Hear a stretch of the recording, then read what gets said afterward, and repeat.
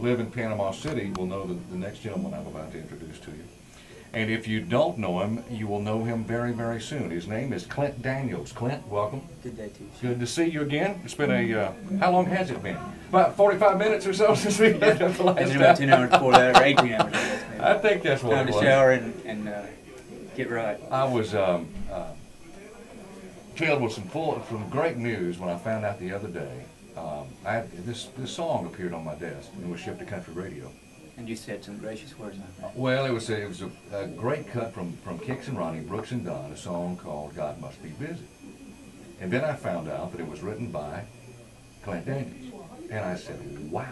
Well, it's written by, yeah, okay. Well, I mean, awesome. And Michael Heaney, I might add. Well, I was in the room with him, and it was his idea. But I walked in that morning. Yeah. I'm just going to tell you real fast. I Okay. can sum it up really quick.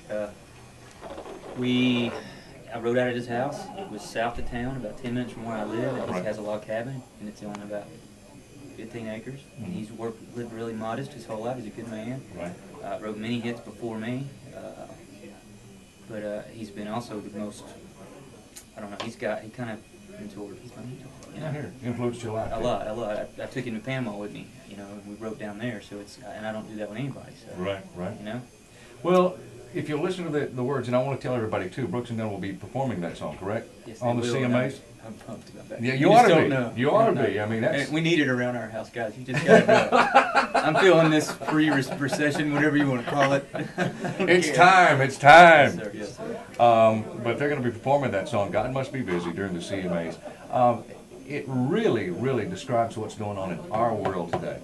When you turn on the news, when you pick up the paper, if you listen to the radio, it's day-to-day headlines that strike every single family.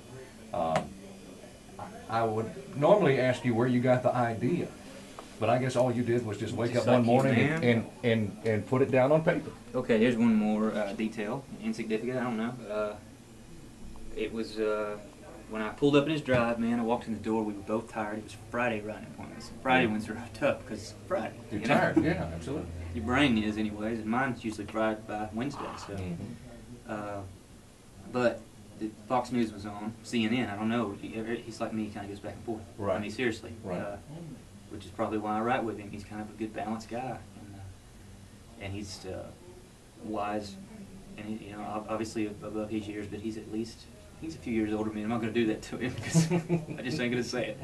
But, you know, it was, and we were both wanting to write something real. I'm going to be real with you, Shane. It was that morning, we wanted to write something real. Well, you did a great job. You put it on paper, and from what I hear, Ronnie did not change the arrangement much at all. Did you cut the demo on it? Did you? Yeah, I did. Yeah, Okay. you know, like I guess no different than every other time. Okay. But it was a magic track. Tony Kessel engineered for me. There was a guy here in town from Johnson City in Nashville, that outside of here. He's Right. here. He's amazing. And there were so many people, good pickers. You know, you owe it to a lick. Who knows who's going to play that lick to him next to that vocal note? So I brought one of my friends with me here today. Yeah, this is Erin, and I want to make sure you say her name right. Enderlin, Enderlin, right? She is a heck of a songwriter in her own right, is she not? Well, actually, let her. Y'all share that right now. Give it. Just go ahead. I'll let you interview her and tell me her background because she's got a hit on her hands. Well, when she wants to talk, she's my friend. She can just snatch her out of my hand. Very good. She knows my wife. She keeps me in line. She knows that I'm, you know, just trying to do what everybody else is here. That's do right. it honest. That's it. Make a living. Right. Erin, what is the big hit that you wrote?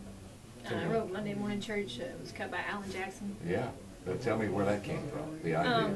Well, the idea was actually my co-writer's Brent Baxter. His mom had actually written a poem that had the line in it and brought it to me, and we wrote it in Arkansas when I was 19 years old, and I had just had a good friend that was killed in a car accident, and just, so it really struck a chord with me. But it's one of those songs, I mean, I'm just proud to be a part of it. That song reached out to me. I lost a family member that was extremely close to me, and it was just a short time after that song hit the radio, and I just stopped where I was. And it really, really, I mean, it brings home a wonderful message, and how people deal with the loss, you know, but have to pick up and move on.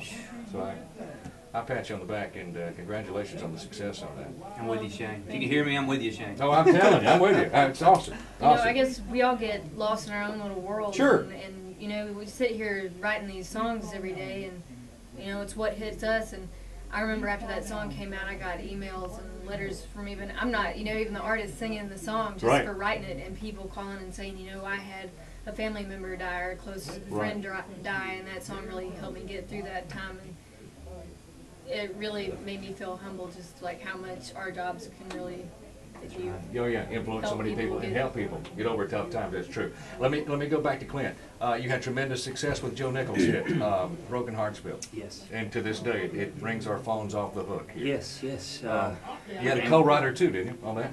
I did. Actually had three. Okay. But it was great, you know, when it's that big of a hit.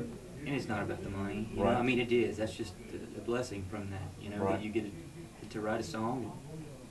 It isn't. I'll take a fourth of nothing's nothing, right? That's You know? exactly right. You know, but a fourth of something is.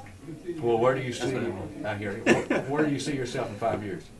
I don't know. Hopefully holding on, you know. I That's understand. it, you know, just holding on to whatever is I'm faced with that day. Well, very good. I tell you, you've got you're well on your way with the hit. It's already a hit because we played it 3 times in a row, back to back, and took 15 to 20 calls. All the calls were 10s. There was not a 9. There was not an 8. There was not a 7. Right. So, congratulations. And when Brooks and Dunn performs it on the CMAs, I know then you will see the tremendous success of that song. Well, God must be busy. I'm thankful for a lot, man. You know, you just got to know, and you and I don't have the opportunity to talk as often as Right. we used to, you know, because I'm not promoting records anymore. Right. I just put my head into writing and nothing else. And Well, you're doing because well. I had some good friends, man. They Mhm. told me, you know, if you don't do the artist thing, you can always be a writer. And you know, but see, I look at it as all these people are artists that walk in this door. You know, everybody's in here, man. Yeah. You can sing. You're painting out there, my friend. I mean that in the utmost respect. I've heard you sing many times. And yeah, that guy's got it. Well, I got a So, new record coming out. Clint, thank you for asking me about that. That is good to know. I'm opening for Garth in Kansas